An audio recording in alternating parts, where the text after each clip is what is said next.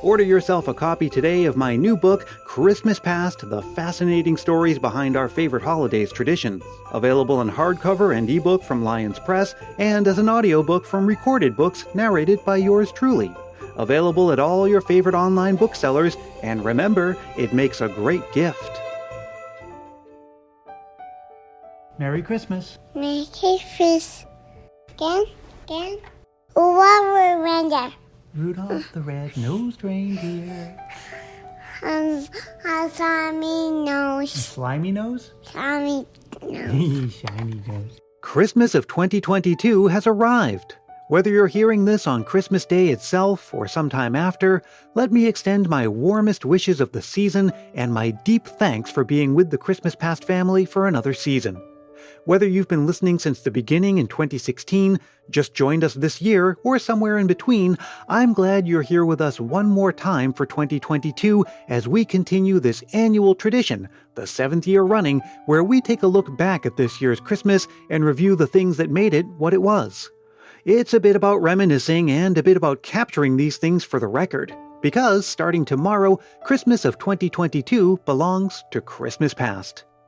This year had a bit of an out-of-the-frying-pan and into-the-fire feel to it.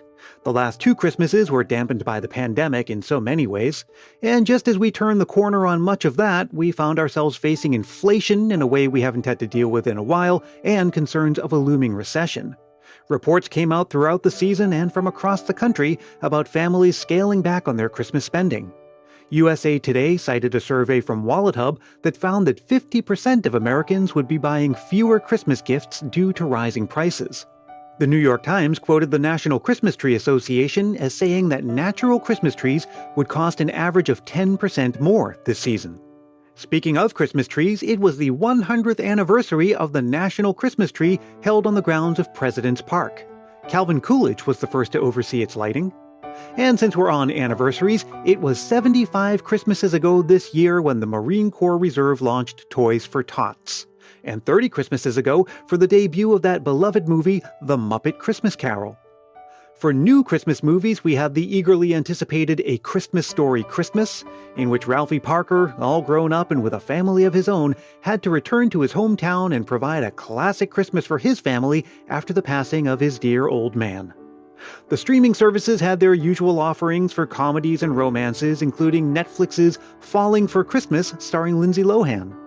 And we got a new animated version of A Christmas Carol, also from Netflix. Apple TV gave us Spirited, starring Ryan Reynolds and Will Ferrell, and we saw theatrical releases including Violent Night, starring David Harbour as Santa Claus.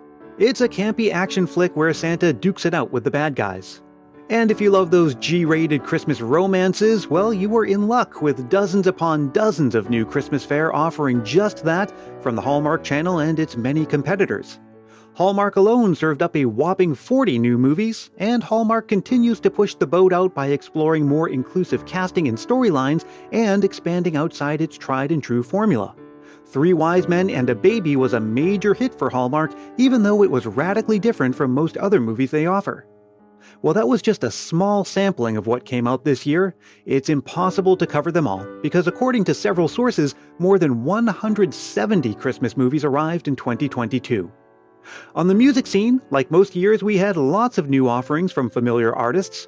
The Backstreet Boys put out a Christmas album, as did Debbie Gibson and Gloria Estefan. That was her second Christmas album ever, arriving nearly 30 years after her first one with 1993's Christmas Through Your Eyes. Alicia Keys released a new Christmas album available for streaming only on Apple Music, but CDs and LPs are available. Future Islands did a pretty faithful rendition of Wham's Last Christmas, and the Spirited soundtrack has proven to be a crowd favorite. My personal pick for the season is Katia Bonet's California Holiday. She does some fresh renditions of Christmas tunes from the Jackson 5 and, believe it or not, the Sesame Street Christmas special. We also had a bit of drama on the Christmas music scene. Many people would consider Mariah Carey the Queen of Christmas, including Mariah Carey herself. So she attempted to trademark the term Queen of Christmas when referring to herself and her music. Problem is, another artist named Elizabeth Chan had already claimed that title and a court battle ensued, and Mariah Carey lost that court battle. As for things here at Christmas Past headquarters, it was a very special Christmas in many ways. First, it was a big year for Christmas Past itself. The Christmas Past book released in November in hardcover and as an audiobook narrated by yours truly. Of course, when you write a book, you hope it will succeed, but I wasn't ready for just how much of a wonderful reception it got. Christmas Past was a #1 new release for more than a month on Amazon. The audiobook was named one of Apple Books' must-listens. It received mentions in some pretty prestigious media outlets like the Saturday Evening Post, Time, and many others. And I had an absolute blast appearing on countless podcasts, TV news segments, author talks, and book signings to get the word out. What a privilege it's been. And if all goes to plan, it's just the beginning of a new phase for Christmas Past. And then, of course, there's family Christmas time at home with my wife and baby Dash, who celebrated his 2nd birthday in November, making this his 3rd Christmas with us. Last year, he had only been walking for a few months come Christmas time, and we felt okay putting up a tree and keeping it in a gated-off area. But this year, he's climbing on everything like he's part mountain goat. We had to be a little more strategic about what kinds of decorations we put up and where we put them. We did put up a tree, but we made the decision not to use any irreplaceable ornaments or anything that could break. And one of the ways we had a little fun with this was with an idea that came to me on kind of a whim. Every evening I would make a homemade Christmas cracker filled with one unbreakable ornament and a small snack. I would place it in the branches of the tree for him to discover the following day. I made up a story about how the cracker was left by a magical Christmas goose who lives at an enchanted duck pond nearby. All throughout the season, morning by morning, we decorated the tree with one new ornament left by the Christmas goose the night before. Yes, it's a silly idea that just came out of nowhere, but I have a feeling we'll be doing it many more Christmases to come. And now that I'm a dad, I'm doing my best to carry on the traditions that I came to love from my mom. This year, we counted down to Christmas on a homemade advent calendar, which my mom faithfully recreated based on the original I grew up with. And I also tried my hand at creating one of her gingerbread houses using the exact recipe and cutout templates that she used decades ago.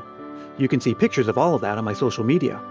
And by the time you hear this, we will have departed wonderful Willow Glen, California for the rest of the year and headed out to Massachusetts.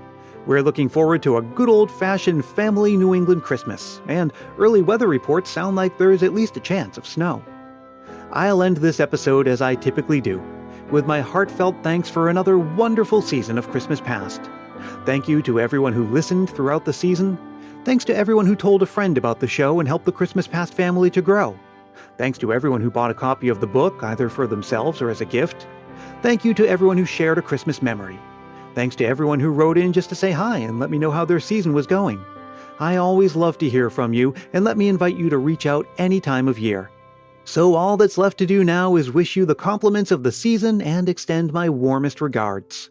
Wherever you are, and however you celebrate, and whoever you call family, I hope that this Christmas season is filled with love and laughter, with reminiscing about old memories and creating new ones, with indulgent treats and favorite activities and cherished traditions carried on. A very Merry Christmas to you. And as I wave goodbye, I say don't you cry, I'll be back again someday. I'm already thinking about Season 8 of the podcast, and I just might drop a couple of episodes throughout the year. So stay subscribed and stay festive, and let me remind you one last time that Christmas Past is produced in wonderful Willow Glen, California by yours truly, Brian Earl. Let's stay connected on Facebook, Twitter, and Instagram, and you can join our private Christmas Past Facebook group for a year-long celebration. Write me anytime at christmaspastpodcast@gmail.com, and if you're really feeling the Christmas spirit, why not help more people discover the show? It's as simple as telling a friend about it or leaving a review on Apple Podcasts. If you do leave a review, I'll send you a Christmas Past sticker and a handwritten Christmas card as my way of saying thanks any time of year. Once again, a very Merry Christmas and a Happy New Year, and until we meet again, may your days be merry and bright.